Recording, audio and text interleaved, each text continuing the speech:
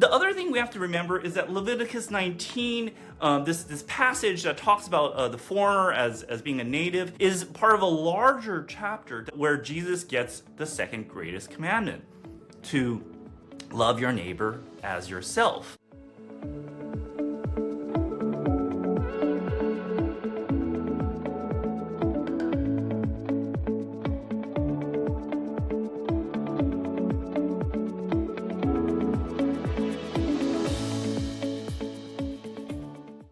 Hello and welcome to another workshop from Preach Magazine. My name's Tanya Stead. I'm the editor here at Preach Magazine and content manager for the Leaders of Worship and Preachers Trust. Thank you for taking the time to join us today. We hope this session will enrich your ministry and help your understanding of what migrants are bringing to the UK Christian landscape. Our speaker today is Alex Chow, a theologian from Edinburgh University. He has a wealth of knowledge about the migration of Christianity and what that means from ancient days till today. He is the co-director at the Centre for the Study of World Christianity. And he is an author, and most recently the author of Chinese Heritage in British Christianity, More Than Foreigners by SCM Press. It is a delight that Alex has already written for Preach Magazine in an article titled The Colour of Revival, in a time where we were very, very distracted by a quiet revival that we might be seeing in our UK churches. But what does that mean today? From Alex's perspective as an immigrant to the UK, and what that means for true biblical hospitality in the whole migratory narrative arc of the Bible. So please, if you have any comments, any questions, please put it in the comments below, and either myself or Alex will get back to you. Hi there, my name is Alex Chow, and I'm a theologian based at the University of Edinburgh. As you can perhaps tell from my accent, I'm not originally from Scotland. I was born and raised in the US, and I am an immigrant to this country. I've lived in the UK for nearly 2 decades now, but I haven't lost my accent, and that's part of who I am and my background and how I've come to this country and made this my home. And I'm here as part of this workshop to talk about immigration and how that is reshaping much of British society today. We may know that in the news and in politics in the UK, questions of immigration have been there and have been increasingly discussed in recent years. But one of the striking details that we can think about is that Britain today is no longer a Christian majority society. This is a fact. We see it in the censuses that were recently taken in the UK, but also that British society is far more ethnically diverse than it has been in the past. Now, oftentimes there's many people who would talk about how mass immigration is to blame for the de-Christianizing of the UK. But one of the points that I want to start us with is that actually this is quite a different picture from the reality. A recent Pew Research study showed that over 57% of immigrants to the UK are Christians. And so quite simply, Britain would be less Christian if it weren't for its ethnic diversity. Now, the changes in British society, I want to say, are reflecting a wider change within the world church. A century ago, maybe about 80% of the world's Christians could be found in the Western world. Today, 2/3 of Christians are based in Africa, Asia, and Latin America. And the movement of people around the globe introduces a diversity of the world church into a diversity of Western churches, and including the diversity within the British church. Now, when we're talking about immigration and we're talking about ethnic diversity, especially in the UK, I think one of the key Christian theological concepts is often around a term as hospitality. This is a wonderful term, it's a beautiful term in many ways, but it does have some limitations because of how we use it in the English language. Now, firstly, when we say hospitality, oftentimes this is in association with the hospitality industry. That is restaurants or food or travel, all these commercialized aspects of tourism, if you will. But second, when we talk about hospitality, often we're talking about hosts that welcome guests. And the problem is that guests need to go home. Because what happens if our guests, or in this case, migrants, overstay their welcome? What do we do with them, right? And so this term hospitality, as we use it in the English language, is actually can be a very problematic term. Of course, this word hospitality comes from the New Testament and translation from the Greek. And the Greek word really comes from this idea of loving the foreigner or loving the migrant, the stranger.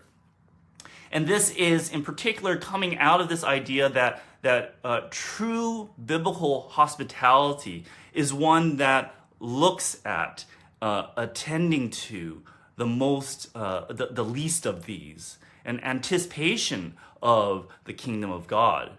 And so this idea, especially in the New Testament and the early church, was very formative in shaping a Christian idea of hospitality. The New Testament, of course, echoes aspects of the Old Testament. For instance, we could think of Leviticus 19, verse 34, where it reads, "The foreigner residing among you must be treated as your native born. Love them as yourselves, for you were foreigners in Egypt. I am the Lord your God." Now, isn't that such a powerful passage? Treat the foreigner as a local, as a native born, and even in some translations, as a citizen among you. Treat them as one of your own. Now, nobody wants to be treated as a foreigner, or at least a foreigner forever, right? Migrants want to be treated as equals. I want to be treated as equal. I've been living here for nearly 2 decades, and I want to be treated as an equal. I want to be treated as a local. I'm rooted in this land, and my family and my kids are rooted in this land. They sound much more British and much more Scottish than I do, and they are rooted in this land. Can they too be treated as native born, as they truly are? But too often when we talk about, as I said, when we talk about hospitality, we often think about those who have come into the country in recent days. And so therefore we think about the relationship between us who've been here longer as hosts to guests who have recently come in. But one of the things I want to say, and this may sound a little odd, is that all of us are actually migrants. All of us are actually foreigners. Now, what do I mean by this? First of all of us have our origins somewhere else. Britain, we must remember, is an island.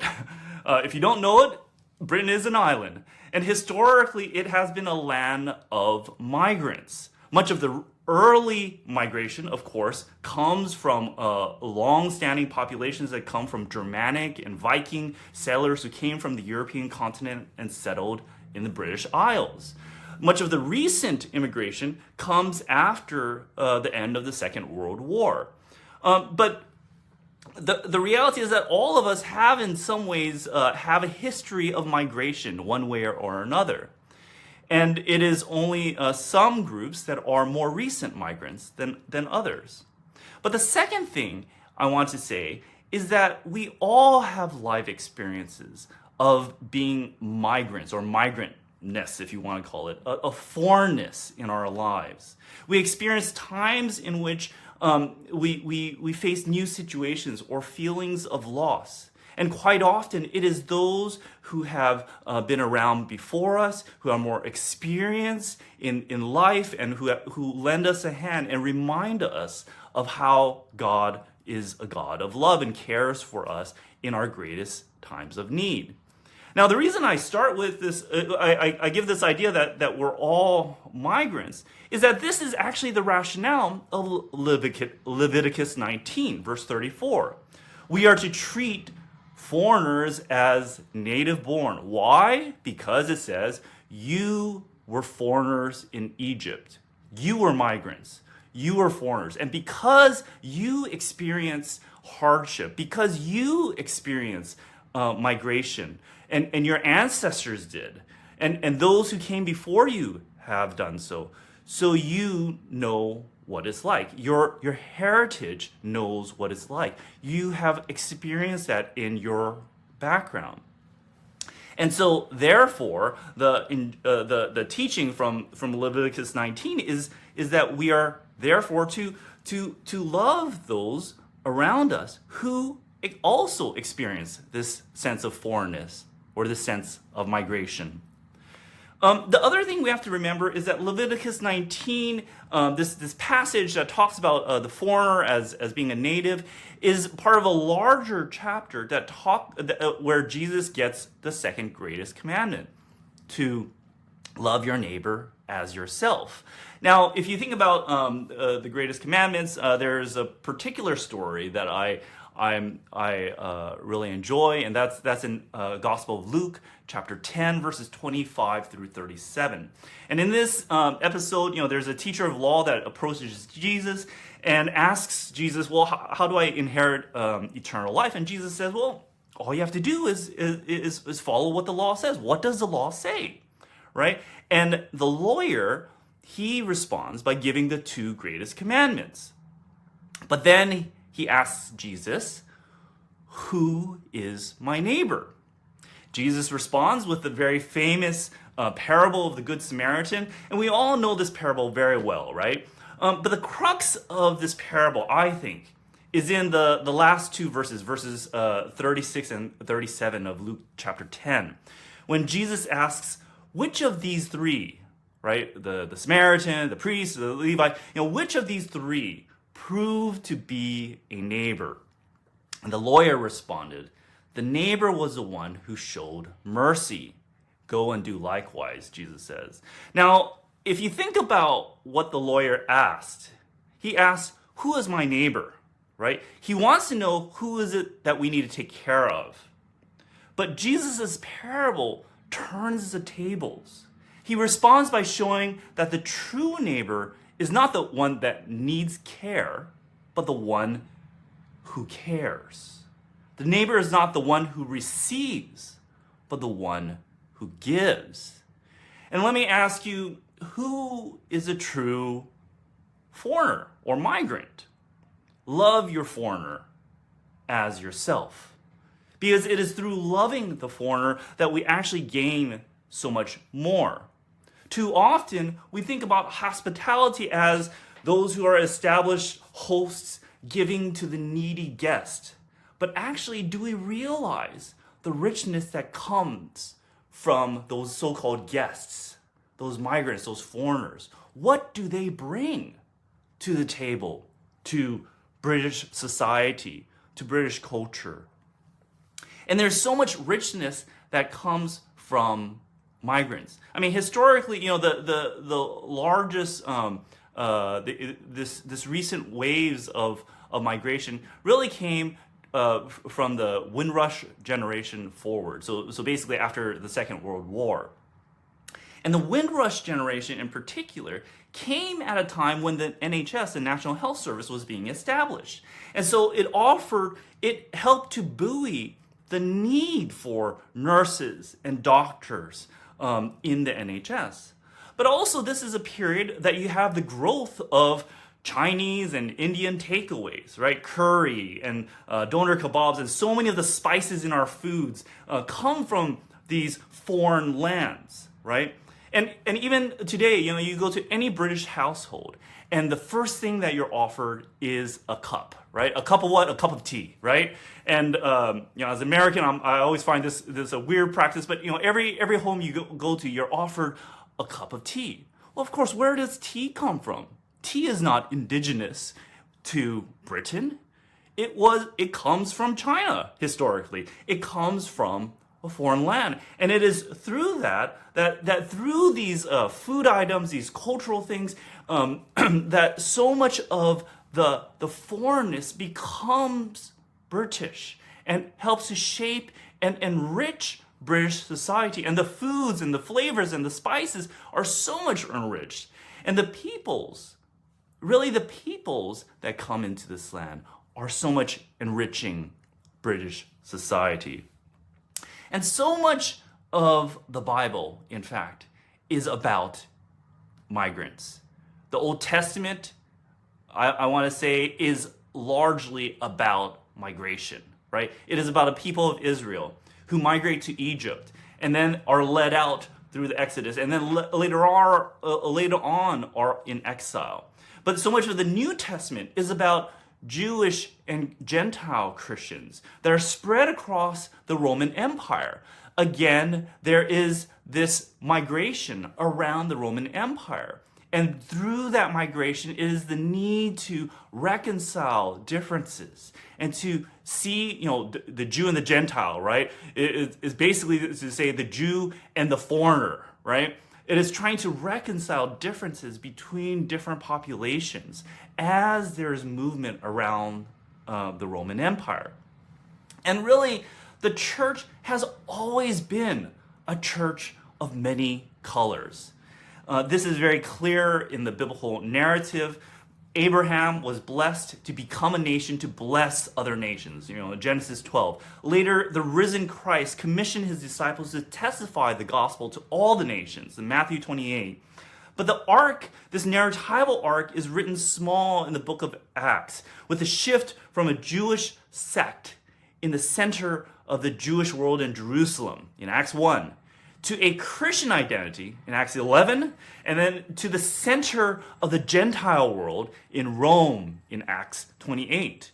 And of course, we can't forget this vision of the end times in Revelation 7, where the multitude of every nation, tribe, people, and language together worship the Lamb of God. This theme is echoed in the early church. The Apostle Thomas brings Christianity to Iran and India. The evangelist Mark establishes Christianity in the African city of Alexandria. And North Africa produces some of the greatest minds of the early church. Clement of Alexandria, Tertullian, Augustine, all these were Africans, North Africans. And of course, if we think about later on in the 6th century, 6th and 7th century, you have the Bishop of Rome, Gregory of the Great, who has this missionary effort to convert the barbarians of Anglo-Saxon Britain, right? And there's this mission to the barbarians of Anglo-Saxon Britain, but at the same time, roughly around the same time, that's when Christianity first comes to China. That the Church of the East goes in the 7th and 8th century to establish Christianity in the Chinese and Mongolian empires. And so, if you think about this long history, right? Within the first millennium alone, Christianity was far more than just a Western reality. It was a world religion. And so this idea that Christianity is a Western religion is actually not a historical reality. It's a blip in history, if you will. Christianity was born in Asian soil and became a worldwide religion that spread through missionary and migratory journeys. So the perception of Christianity as a Western religion was only a small part of its 2 millennia of history. And today, as I've already said, 2/3 of the world's Christians live in countries of Africa, Asia, and Latin America and are reshaping Western societies like Britain because of migration.